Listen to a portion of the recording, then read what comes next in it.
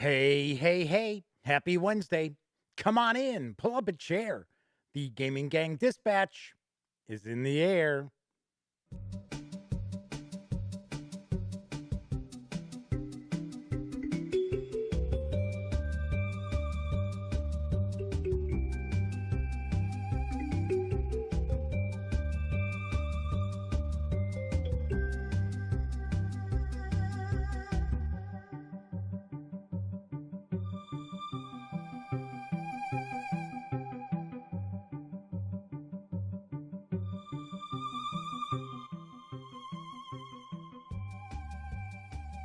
Howdy, howdy, howdy, gang. Welcome once again to the Duct Tape Studios.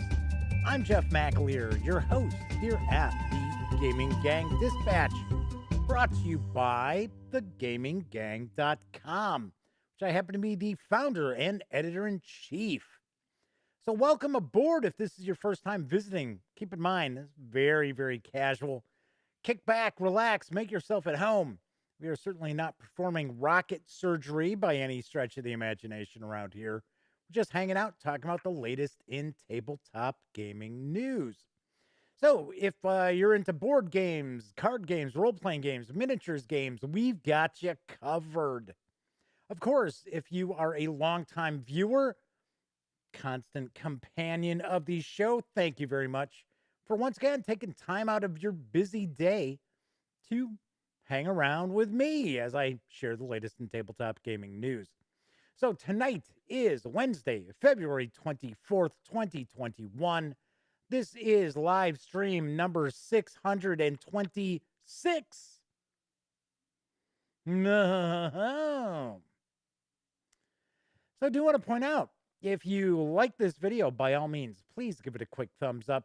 Subscribe to the Gaming Gang channel if you haven't already. And if you do subscribe, don't forget, ding that bell. It'll not only let you know when the dispatch airs live Monday through Thursday nights right here on YouTube. It'll also let you know when I upload other videos such as today's unboxing of D-Day and Beyond. I don't know why I keep wanting to say it like that. D-Day and Beyond from Tiny Battle Publishing.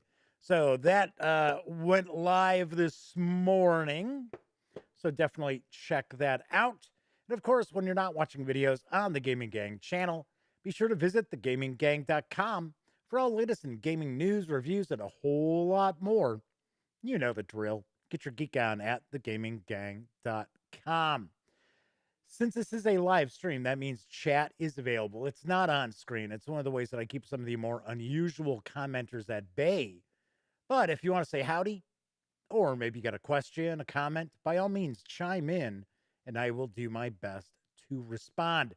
So first out the gate tonight was Clint Gibson saying howdy. And my friend from high school, Scott Weigel, is joining us. It's been a while since Scott hung out with us in chat. Good to see you, Scott. Hopefully all is well out on the West Coast. In the Pacific Northwest, as we were talking about that Twilight 2000 release yesterday, the Pacific Northwest. Nice. So one thing I have to point out, yesterday's show was kind of dark because I forgot to turn on one of the lights. I was taking a peek at it yesterday, after the show was done. I was like, man, why does that look so dingy? Like, yeah. Nice going, dummy. So Scott Weigel says he has power back on. What, are you staying down in Texas, Scott? What's going on? No, hey, I am not making fun of anybody who the weather has put in harm's way at all. So Flaming Huron has arrived in chat. Good to see you, Flaming Huron. So let's jump on into the news. I've got an eclectic mix to share tonight. First off, the latest in Scott Alm's tiny epic line of games is just tearing it up on Kickstarter for Gamelyn Games. I've got the latest on Tiny Epic Dungeons. Tiny Epic Dungeons is a fully cooperative dungeon crawler for 1 to 4 players set in the fantasy world of Ogmoor. In Tiny Epic Dungeons, players control a band of heroes exploring a treacherous dungeon in search of the fearsome dungeon boss. Damn you, dungeon boss! Heroes make their way through the dungeon one room at a time. Around every corner, goblins and ferocious minions seek to block the hero's path. Where there isn't an enemy, traps are set, ready to spring on even the most prepared hero. Tiny Epic Dungeons features a modular dungeon that is unique with each play. The game is played over 2 acts, the dungeon and the dungeon boss. In both acts, the players are constantly struggling against the waning firelight of their torch, which decreases each turn. Ooh, there's a little OSR for you. Resource management, kids. Although this isn't a role-playing game. When the torch goes out, the heroes are forever lost in the darkness. Forever. After clearing the dungeon of all its minions and finding the entrance to the lair, players must engage in an epic battle against the boss. Each boss has unique abilities in a lair with a unique environment that gives various advantages and disadvantages depending on the skill used and where the hero attacks from. These epic monsters cannot be slain by mere swords, axes, arrows, and occasional spell. Ritual rooms around the dungeon must be used to lower their magical bond to the dungeon. The dungeon boss must be lured to these rooms to lower their defenses and allow the heroes to strike the final blow. Victory in Tiny Epic Dungeons is achieved by defeating the dungeon boss. In order to do that, the heroes will need to collect legendary loot and supreme spells heroes of old crafted to honor the ways of their clans. Bear, Lion, Phoenix, and Panther clans. Heroes can discover pieces from these ancient sets that grow more powerful the more you collect. Will you be the greatest warrior the Bear clan has ever seen? Or will you make the Panther clan proud by stalking your prey and striking with surprising force, unseen before the moment of impact? The story is yours to tell in Tiny Epic Dungeons. There is a Kickstarter video. It is a bit longer than most Kickstarter videos. This is about 3.5 minutes. So I need to double check something real quick. Just in case. I got to make sure that, oh, okay. All right, so this video is okay. It was the next video I was going to share that I cannot, because I will get flagged with a copyright claim. All right, that said, let's take a peek at the Kickstarter video for Tiny Epic Dungeons.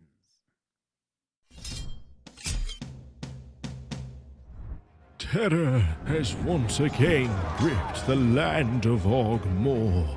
Demons, monsters, and goblins have been surfacing from the darkest places of the world. In order to bring peace once again, Ogmoor needs heroes. Light emanates from the tunnel entrance in front of you. The time is now to enter the dungeon. Tiny Epic Dungeons is a cooperative and quick-playing roguelike dungeon crawler for 1 to 4 players. It is the first in the Tiny Epic series to feature highly detailed character miniatures. In Tiny Epic Dungeons, players control a band of heroes who explore a unique dungeon in search of the fearsome dungeon boss. Goblins and ferocious minions seek to block the hero's path at every turn, and where there isn't an enemy, traps are set, ready to spring on even the most prepared hero. Tiny Epic Dungeons features a modular dungeon that is unique with each play.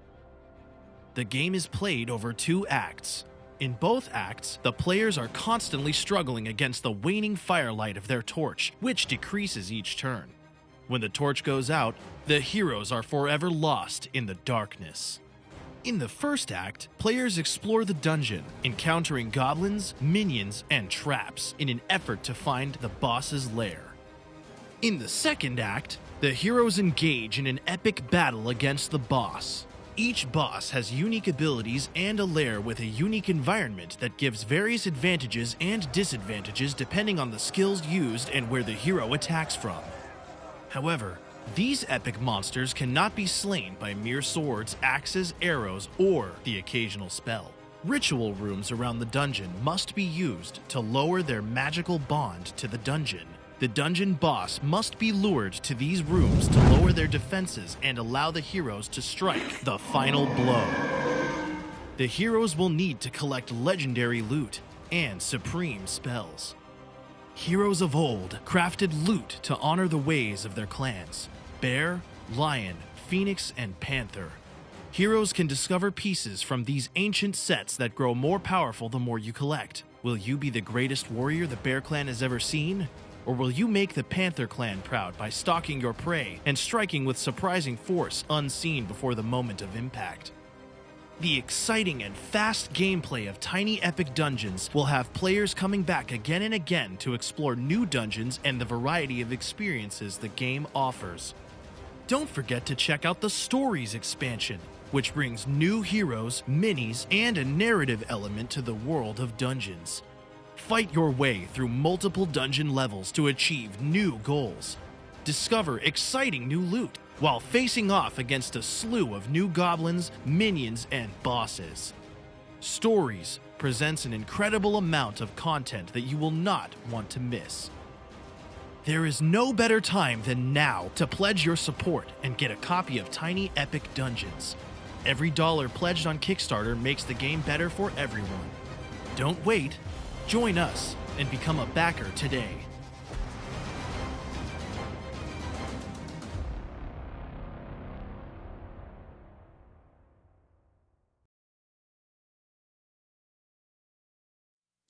Tiny Epic Dungeons is for 1 to 4 players, ages 14 and up, plays around 30 to 60 minutes.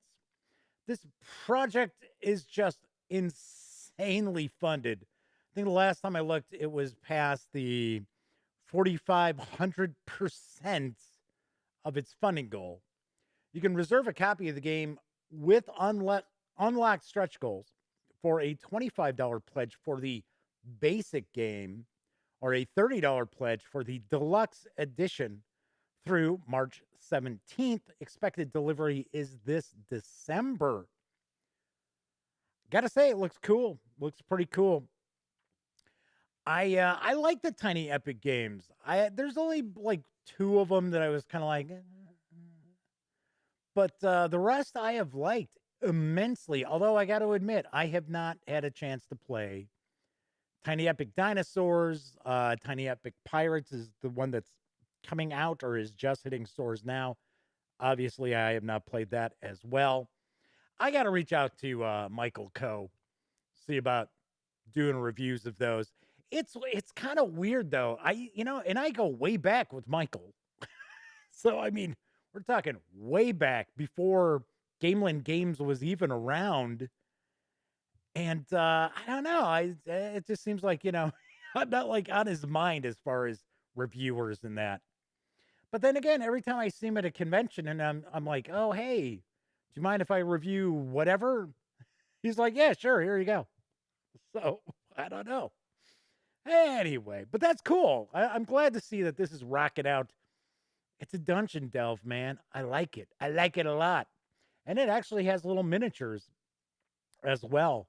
Although the monsters look like the monsters are kind of like meeples, but the heroes are actually figures, miniatures. Something else I should point out too is there are a bunch of add-ons and like expansions and stuff like that that you can order as well. So don't miss out on that. Very cool. I'm very glad to see this. I was waiting for like a dungeon delve game. I was really surprised we hadn't seen a Tiny Epic dungeon delve. Well, now we have. All right, Doug Roberts, Gary Clarkson, and Jason Herrick have joined us as well in chat. Looks like we've got a good chat going today. Welcome, everybody. All right, so this next news piece came out of nowhere. I mean, maybe a grade A had heard of this, but I'm telling you, the vast majority of other people covering this hobby knew nothing about this until yesterday. And Concerned Ape revealed a Stardew Valley board game. Here's the scoop. A cooperative board game of farming and friendship based on the Stardew Valley video game by Eric Barone. Work together with your fellow farmers to save the valley from the nefarious Joja Mart Corporation. To do this, you'll need to farm, fish, friend, and find all kinds of different resources to fulfill your grandpa's goals and restore the community center. Collect all kinds of items, raise animals, and explore the mine. Gain powerful upgrades and skills as the seasons pass. See if you'll be able to protect the magic of Stardew Valley. The goal of this game is to complete Grandpa's goals and restore the community center, which requires you to gather different types of resources represented by tiles. You have a fixed amount of turns to accomplish this. This is driven by the season deck of 20 cards, one of which is drawn each turn to trigger certain events. Cooperatively, the players decide each turn where they'll focus their individual actions and place their pawn in that part of the valley. Using their actions, they visit specific locations, trying to gather resources to complete their collective goals. Actions include things like watering crops, trying to catch fish, rolling dice to explore the mines, and many more. When the season deck is exhausted, the game ends. It's really important to us that as a buyer, you understand Stardew Valley, the board game, is not a casual, quick game. While it's easy to play once you know the rules, it's meant to be challenging. We wanted an experience with depth and replayability. If your game group or family prefers short play times, less than 45 minutes, with a small number of rules and components, this game might not be a good fit. Stardew Valley, the board game, is for 1 to 4 players, ages 13 and up, plays in 45 minutes per player, and carries an MSRP of $55. This game came out yesterday. This game is now sold out. I saw this news broke. So Grade A says, I don't know anything about farming board games. Come on, Grade A, you know about Stardew Valley. Come on, you know Stardew Valley.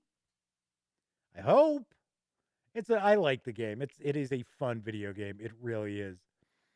And boy, I'm telling you, it can turn into a real-time sync. But yeah, Stardew Valley is a very fun video game. I personally like it. It is pleasant. And yes, I know I am like one of those people out there like, oh man, I can't stand these 16-bit graphics. But I can handle him in that game.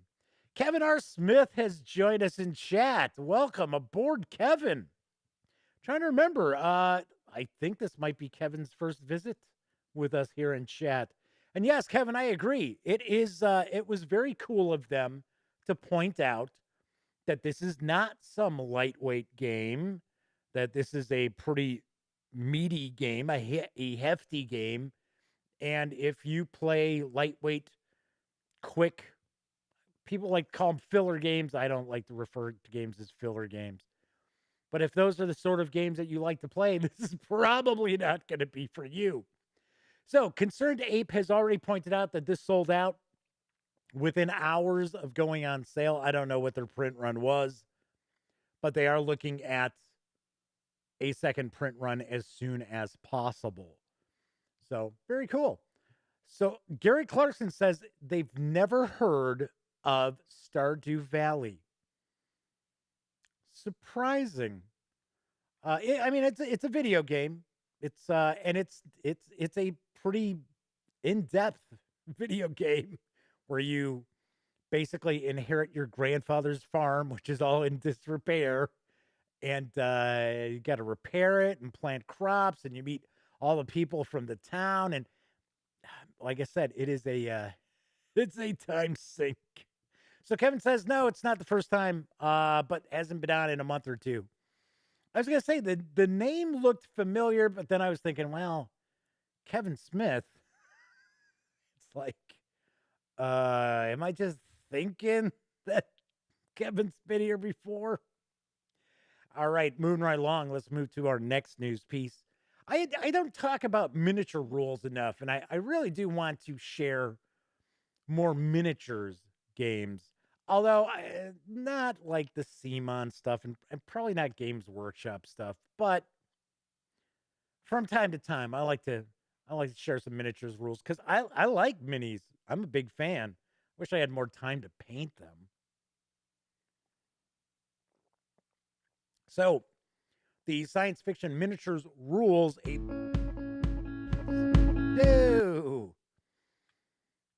we go.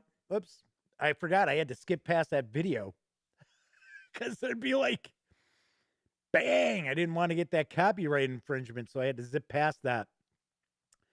Anyway, A Billion Suns is a war game of interstellar combat that puts you in command of fleets of powerful starships, from squadrons of agile but fragile fighters to hulking and powerful capital ships. When combined with some spaceship miniatures, a tape measure, a deck of playing cards, and some dice, this rulebook provides everything you need to play exciting, intense tabletop games of interstellar exploration and combat. Using simple dice pool mechanics, you must carefully manage your resources and seize the opportunities that come your way in order to lead your fleet to victory and assert your dominance over the stars. The 64-page softcover carries an MSRP of $20. This just came out, and Osprey is indicating this is sold out. I mean, it just came out, so I don't know if it's really sold out or they just haven't started selling it, the physical book. You can get the PDF, though, right now over at Drive-Thru RPG for $16. Gotta say, though, it's kind of weird that Osprey never, their PDF prices are just wacky. They're just weird. So the softcover book's $20, which is actually kind of low, but it is 64 pages. But then the PDF is $16, just like over at Osprey.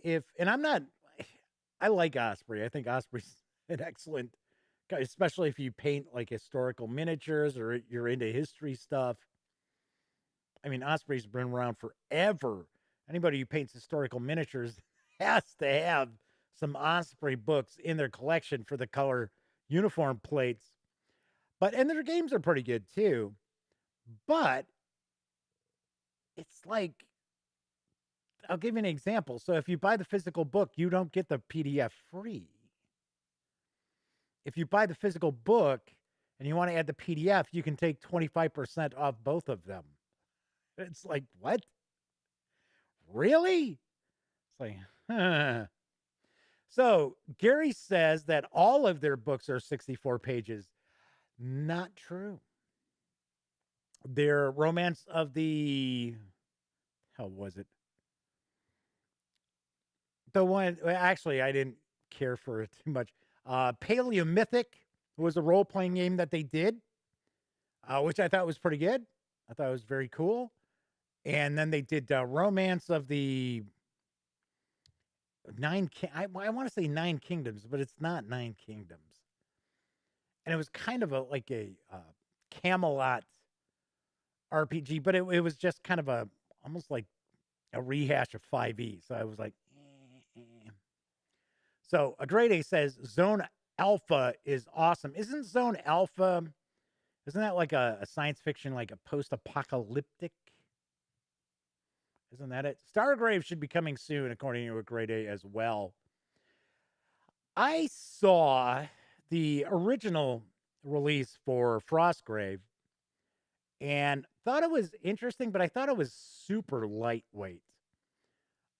I have not had an opportunity to check out the second edition. I know they've got some other stuff for Frostgrave that's coming for second edition, because there was quite a lot for the first edition. So Kevin R. Smith says, why do I get a little wary when I hear simple dice pool mechanics? Maybe a couple of games of Shadowrun was enough to traumatize me. So Gary says, no, the recent miniature rule sets are 64 pages. Zone Alpha is like Stalker. Got it. Got it. So Doug says, isn't this also a video game? I thought I saw that somewhere. Huh. I don't know. I just ran across this. Great A says, Frostgrave is a staple that his group plays all the time. Cool. Nice. Like I said, I like the premise of Frostgrave. I think it's pretty cool. And then they've got, yes, Rangers of Shadow Deep is the same author. And there was Ghost Archipelago, which I think takes the action to the jungles as opposed to like the frozen north. So nice. Very cool. So this is available now. I know it's out in PDF. As far as a physical book, I'm not sure. All right, moving right along. There is a new 2D20 quick start for Modiphius Entertainment's Achtung Cthulhu. Tight. And I've got the dope. Dare you face the terror lurking at the heart of St. Sulak? Join a band of intrepid allied agents as they investigate the mystery gripping this obscure corner of France. Who are the mysterious Nazi Black Sun? Why have they overrun this sleepy French village? What are they doing with the villagers they imprison in the mysterious ancient chateau at its center? Really? You got to ask? I know what they're doing with them. Come on, I haven't even read it. I can tell you exactly what they're doing with them. They're experimenting on them. That's exactly what they're doing. I guarantee it. They're turning them into monsters. I bet you. This free 48-page quick start PDF contains complete starter rules for Achtung Cthulhu 2D20 with plenty of hints and tips for new GMs. An exciting adventure, a quick trip to France to begin your journey into the secret war. 5 pre-generated characters so you can pick up and play the game straight away. Battle the forces of the Nazi occult and save mankind from the malign power of the mythos. Achtung Cthulhu is a setting for Lovecraftian role-playing during World War II, which allows players to discover the truth behind the malign influence of the mythos on the Nazi war machine and beyond, as conflict engulfs the globe during 1939 to 1945. In this pulp-influenced world of brave Allied heroes in dauntless two-fisted adventure, players will take on the roles of Allied service men and women, secret agents, members of the resistance, or even hapless citizens caught up in the wider conflict. All stand firm against the twisted might of the Nazi occult, the cult of the Black Sun, who wield foul magic and summon captive horrors in their bid to unleash Yog-Sothoth and Nashwolf, their nominal allies and rivals who place their trust in Atlantean technology, weird science, and strange wonder weapons to prevail. This 48-page quick start PDF is absolutely free over at Drive-Thru RPG. Good deal. Although I have to point out, as far as World War II related Lovecraftian adventure, I was a bigger fan of World War Cthulhu, which used to be available from Cubicle 7 Entertainment before their negotiations broke down with Chaosium as far as utilizing the Call of Cthulhu rule system, which kind of seems like that might be what Modiphius is looking to do as well, is just have their own 2D20 system fueling Achtung Cthulhu from here on out. Got to point out that the main reason why I like World War Cthulhu better, and there's actually a long story about Achtung Cthulhu that I have told once before. I'm afraid I am not going to repeat it because it is a long story, but it almost was published by Cubicle 7 Entertainment. It was supposed to be published by Cubicle 7 Entertainment, but Cubicle 7 wanted to make sure that the mythos and the Nazis remained separate, as in the atrocities that the Nazis committed were not influenced by the mythos. That was a big deal for the fine folks over at Cubicle 7 Entertainment. And the way the game was written for Achtung Cthulhu, that was not the case. So, and that is kind of the case with the Modiphius Entertainment version, is that there's some hand waving that some of the evils of the Nazis is actually due to their exposure to the mythos. And I can see why, people aren't comfortable with that. I mean, I personally am not. But hey, I'm not stopping you from playing whatever you want to play. So, all right. Anyway, so Agredy's talking about they play Gangs of Rome, Tusk. Not familiar with Tusk. Pulp Alley and Savage Core as far as miniatures games. Nice. Very cool. I actually have the rules for Polyversal, which I'm going to shoot a video and we're going to take a look at. That took a while to come out. So I've got the rules. I have not cracked them open just yet, but in the very near future, I'll have a video taking a look at those. All right. My final news piece, speaking of Cubicle 7 Entertainment, now available for pre-order in hardcover or available immediately in PDF, is the Warhammer Fantasy Roleplay Power Behind the Throne Companion. Here's what I know. The Power Behind the Throne Companion is the third of the 5-part series of companion volumes to the Enemy Within campaign. It's packed with supplementary material to not only expand Power Behind the Throne, but also support any WIFRIP games set in the Empire. Power Behind the Throne Companion includes guest commentaries, a eulogy to the incomparable Carl Sargent, the original author of Power Behind the Throne, and a commentary from Derek Norton, the original developer of the first edition. There's deleted scenes, the Graff's Garden Party, the Wine of Madness, Watch the Buddy, and Down Among Dead Men, each offering updated and expanded scenes. There's the Ritual, an adventure that foreshadows the worst of what's to come in the Enemy Within Part 4, The Horned Rat. Flying Death Skulls, a new updated adventure based on Carl Sargent's WIFRIP first edition adventure, The Grapes of Wrath. The Cult of Ulrich, a close examination of the most influential cult in the north of the Empire. Plus, Familiar Faces, a guide to bringing NPCs from earlier in the campaign back into your adventures.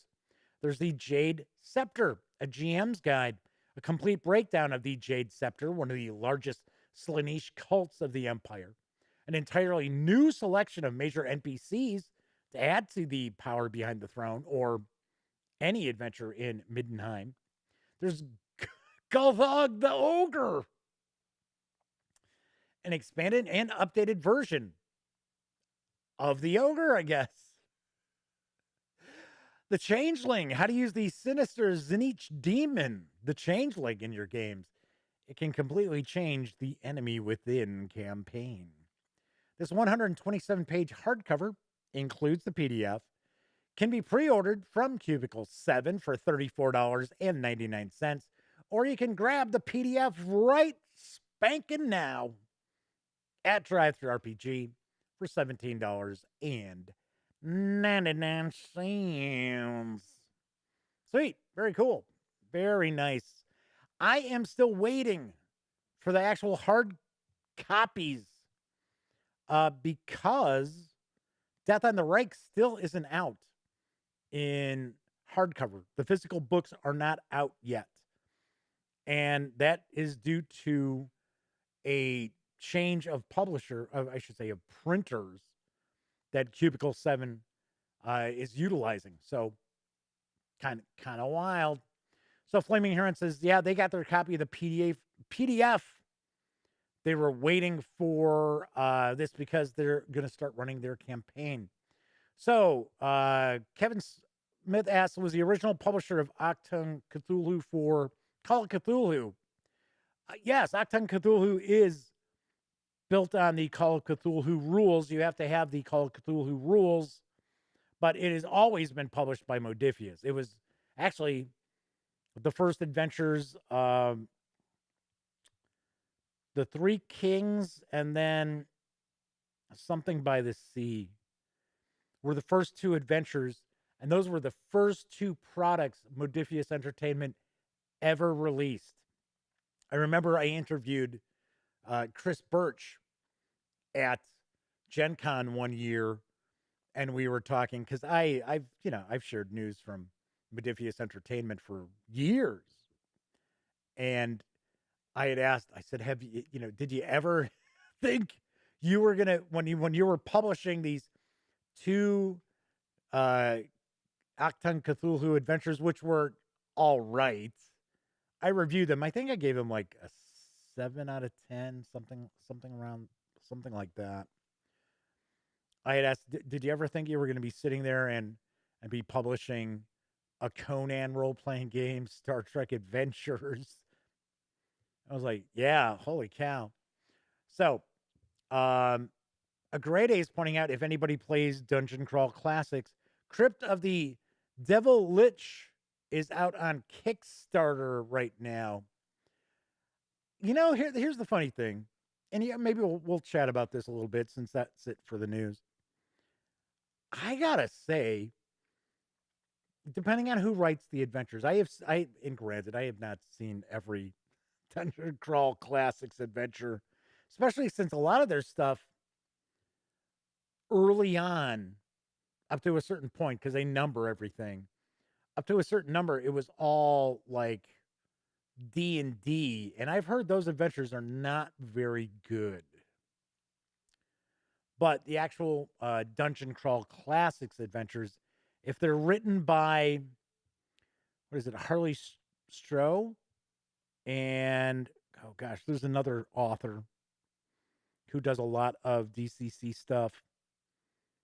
Off the top of my head, I can't think of their name. I'm sure a grade A is going to pop up with it. Their adventures are usually pretty good.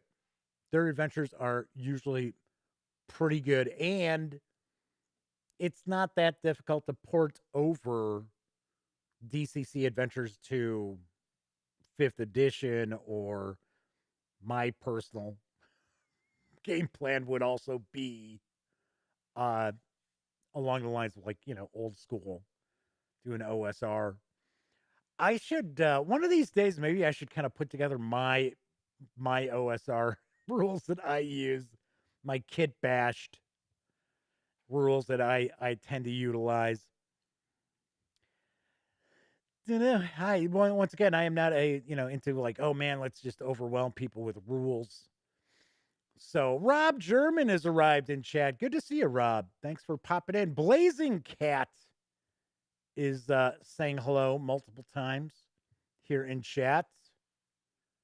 All right, Blazing Cat, you need to behave yourself, otherwise Flaming Huron's going to drop the ban hammer. All right, let's see what happens. See what happens there. Keep your eyes peeled, Flaming Huron. So Gary Clarkson's asking, is there actual instructions to convert adventures into systems like basic fantasy? So I noticed on Twitter that Gary had asked this question of Chris Gonnerman, who created Basic Fantasy, which I will talk about that contest in just a few moments. And there's nothing, you're not going to run across anything that's going to be like official, because doing that, saying, okay, this is officially how you port the, let's say, 5th edition adventures, the 5e D&D adventures over to Pathfinder, you're now violating not only the open game license, but you're probably violating copyright as well. Does that mean you can't find that information out there? Oh, absolutely not. You can certainly find stuff like that out there. Basic fantasy, I don't know. I got to be honest, I don't think so. For one, because I don't think basic fantasy is that popular a system that a lot of people are going to go through the effort to say, okay, well, this is how you port over first edition D&D adventures to basic fantasy. I say it all the time. I find it very easy to convert stuff over to other systems because I just hand wave it. I'm like, I don't really care. I do not care about making sure that, I gotta make sure that this one rule is correct. I don't give a shit. I want my adventure to rock and roll and keep zipping along. That's what I want. So, as I mentioned in my latest "So You Want to Be a Game Master" video, I was talking like table etiquette, and I tend to run long sessions because we don't, well, especially nowadays, I don't do a whole lot of remote um, virtual gaming, but before we wouldn't get together too often. It might be once every 2 weeks, maybe 3 weeks if we were lucky. So I wanted to make sure that we got as much gaming in. And usually in a game session, we get a lot of stuff done. It's not just, we got to the temple and then we get into the first room of the temple and then there's monsters fighting. So Gary Clarkson is wondering, how do you convert THAC0 to, I'm taking a guess, ascending armor class? Personally, this is the easiest way that I've ever looked at it. And of course, every game system is going to be different. But if you subtract the armor class, the THAC0 armor class, from 20, that should give you the armor class. Now, it doesn't, remember when we start getting into negative armor classes, kind of tricky, but. So, as an example, if it was an armor class 3, your ascending armor class would be a 17. So, Grade A says same thing. So, Grade A and I are on the same page, which doesn't happen all the time. But yeah, that's what I would do. That's what I had always heard. If you wanted to use an ascending, even if you just wanted to use first edition Advanced Dungeons and Dragons, but you wanted an ascending armor class because you find it easier, because let's be honest, that math is a lot easier. That's all you got to do. So Grade A says old armor class of 10 is equivalent to new armor class 10, but each point below 10 in the old armor class is equivalent to 1 point above 10 in the new. Yep. So, anyway. But yeah, my kind of old school vibe thing is, I like having like magic backfire. I also use, so basically what I've done is I've stolen a bunch of rules from all different systems and I've mashed them together. Is what I have done. So I also, I make it worthwhile to be a fighter, just be a fighter.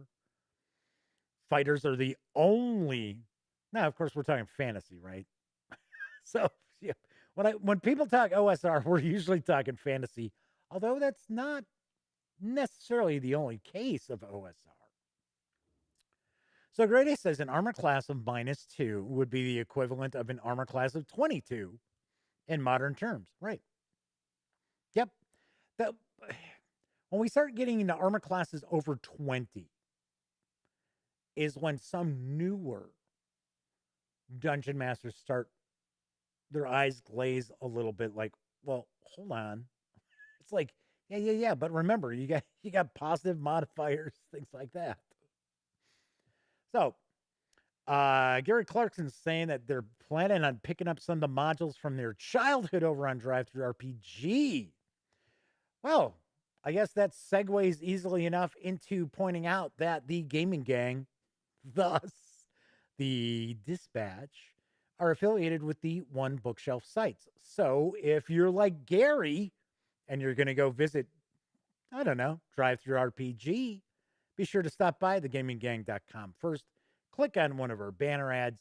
That way, if you happen to make a purchase, we get a little portion of that sale, and all those little portions add up. Those nickels, dimes, and quarters keeping the lights on. So, a Grade A says they would not recommend directly converting stats from second edition D&D. Yeah. So here's the funny thing. Okay, well, you know what? Let's talk about the contests, and then we'll just, So Flaming Aaron's like, hint, hint at Gary Clarkson. Yeah.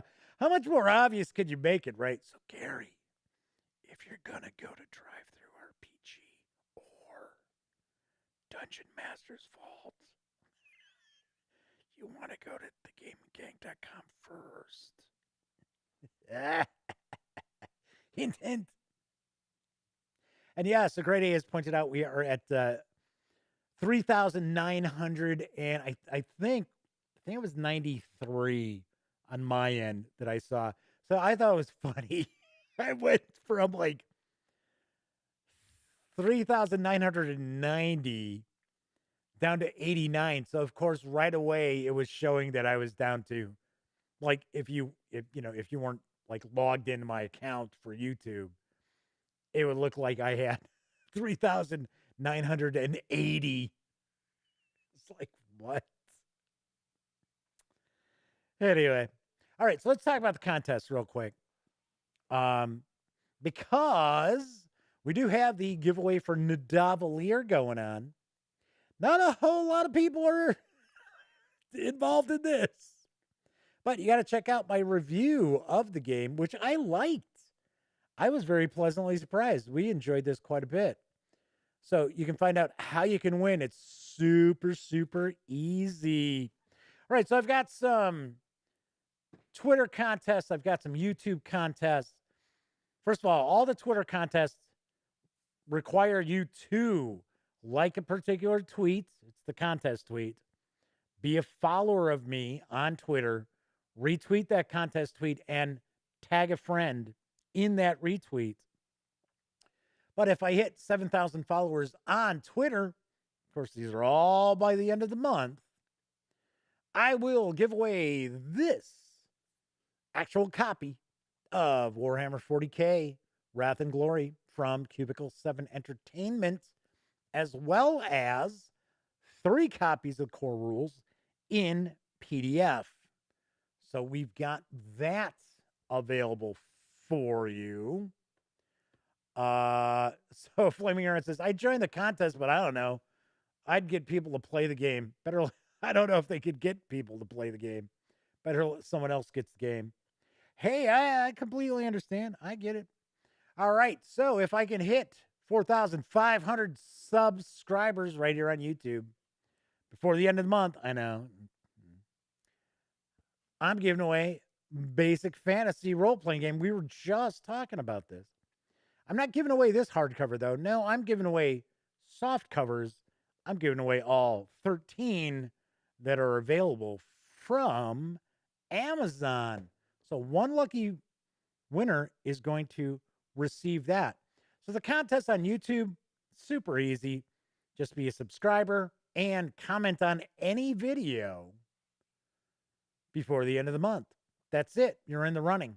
You're in the running for both contests that are on YouTube. Of course, the other one's actually more subs. All right. So we were talking about the new Dungeons and Dragons source book that's going to be coming out in May. But next month, we actually get to see Dungeons and Dragons Candlekeep Mysteries. And if I can hit 7.5K followers on Twitter. I'm just, what am I at? Like, I think I'm like 120 or something like that away from 7,000.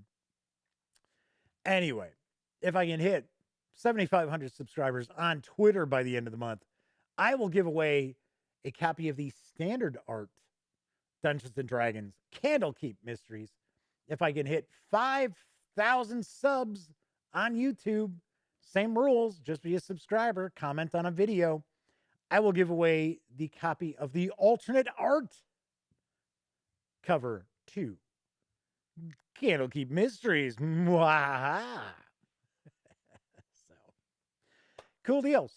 Gary says, I got your back, Jeff. Oh, I knew you would. I just thought it was kind of funny. All right. So, going back, well, I guess we can talk a little OSR for a few minutes. So, I am of the type of gaming that, as far as like crunchy rules, really crunchy rules, Call of Cthulhu is about as far as I want to go these days. Back in the old days, yeah, I would have been like, oh yeah, okay, I need to know. Warhammer Fantasy Roleplay, I think, is close as well. I think Warhammer Fantasy Roleplay is a little crunchier than Call of Cthulhu, but not by much. But that's about as far as I want to get. Pathfinder 2nd Edition, I think some of their adventures are pretty cool. I like their bestiaries they come out with, stuff like that. To me, it's just too much. It's just too much stuff, and it's not the sort of role playing that I am interested in running. Kind of role playing I'm interested in running is that the story emerges from what the players do. Not that the players sat there for 6 hours and came up with some backstory that I've got to pigeonhole into this adventure somehow. So basically what I do, I use some Black Hack stuff, 2nd edition Black Hack stuff. I use some traditional basic expert stuff. I use a couple of things from Dungeon Crawl Classics. I use some stuff from Castles and Crusades. I think Castles and Crusades is a pretty interesting system. I've got a copy in PDF of the core rules. So Scott says, like, following everything in the Rollmaster system. Ay, caramba. Yes, that is the ICE. And it's funny because ICE has reached out to me a few times over the years, asking if I want to do some reviews of some of their stuff. And I'm like, I'm happy to do news for you guys if it comes out. But sending me review copies of your stuff is like, you're not going to get the kind of bang for your buck that you would want. So Great A says there's supposed to be a new Rollmaster coming. Interesting. I don't know. I'll tell you one thing. I can't stand the art style that ICE uses. ICE uses that really cheap 3D rendered figures in that. I mean, it just looks awful. It does. It looks just awful. And it's, I get it. I understand. You don't have the cash to, hire artists and stuff like that. I get it. But I'd start looking at, like, royalty-free artwork, copyright-free stuff, public domain stuff. Anyway, but Great A says that the new edition of Rollmaster is in limbo. I don't know. I got to be honest. I remember Middle Earth Adventures. Isn't that it? Isn't that what it was called? Oh, I'm sorry. Middle Earth Role Playing. Because I think everybody used to call it MERP. That was like Rollmaster dummied down as far as it was possibly going to go. And I thought that was a pretty good system. They did some good work on the background stuff. Not like we saw from Cubicle 7. That's for sure. And let's keep our fingers crossed that we see the same stuff from Free League Publishing. Which leads me to my last thing that I thought was kind of interesting. So yesterday we were talking about yes, Middle Earth role playing. Yeah. That's MERP. Rollmaster Light. Yes, it was. It really was. So yesterday I talked about this supplement that's out for Twilight 2000. And of course, we know Free League Publishing successfully kickstarted a new edition of Twilight 2000, which did not have Frank Chadwick involved with it. And I can guarantee it did not have Mark Miller involved with it. So I was talking about how this PDF was released by Game Designers Workshop. And I was kind of like, so who are these guys, right? Well, I guess it's Mark Miller. So what I am actually curious about, because I don't know. So when Free League Publishing's Twilight 2000 comes out, is Mark Miller just still going to continue to be selling the Twilight 2000? I think it's version 2.2. It's like, because who's got the rights to it now, right? Wouldn't it be Free League? So I don't know. Mark Miller, we talked about this yesterday. I don't know him. I've never met him. There were some people in chat saying that he's not supposed to be a very nice guy. I'll tell you one thing. He just decides, I'm going to publish something. I'm going to publish something. I don't care. Like, look at Traveler, right? He's got Mongoose, who supposedly owns the rights to Traveler.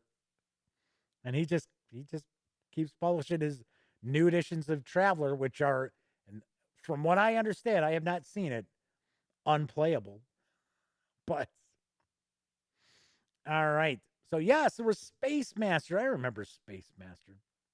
So Flaming Heron says Rollmaster does have simplistic illustrations, but still enjoy the system.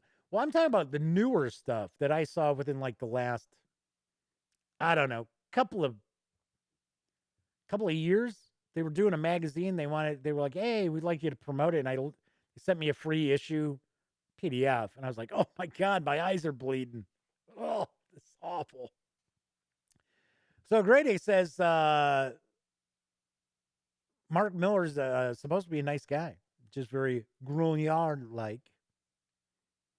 I don't know. I have no clue. Just like Martin Wallace is supposed to be a pain in the ass. Just dropping a name out there, right? Yeah, Martin liked to sell the rights to his games to multiple companies. And then be like, well, you guys fight it out. So anyway, all right, that's it for this time out. If you like this video, by all means, please give it a quick thumbs up.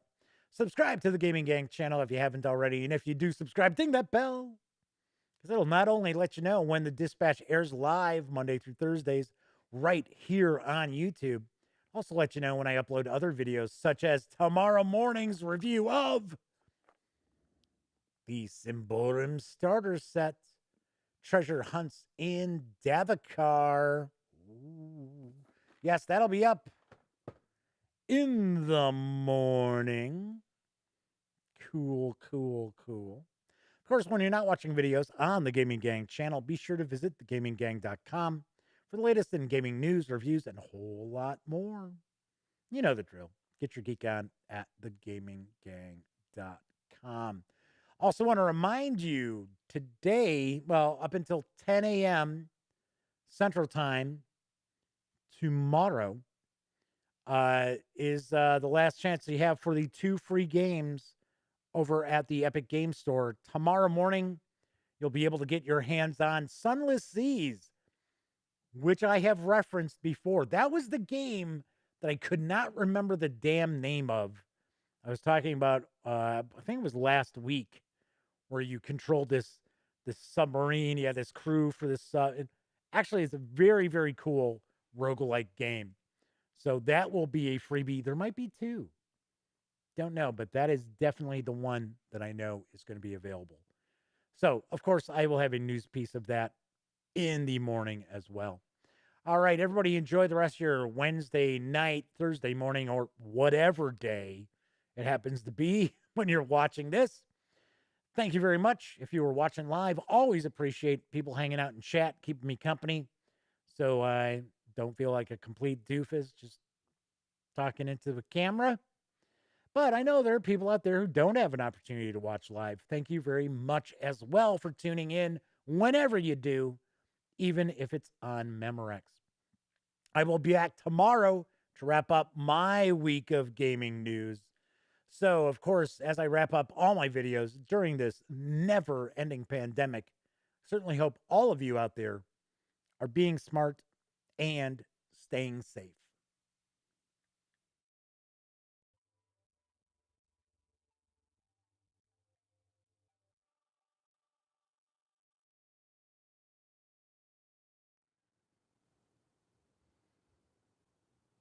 Oh, hey, you're still here. Well, if that's the case, by all means, if you haven't subscribed to the Gaming Gang channel yet, click right here. If you'd like to see the latest episode of the Gaming Gang Dispatch, click right up there. And if you want to trust YouTube's algorithm to give you something to watch, click right there. Once again, thanks so much for watching, and everybody, please wear a mask.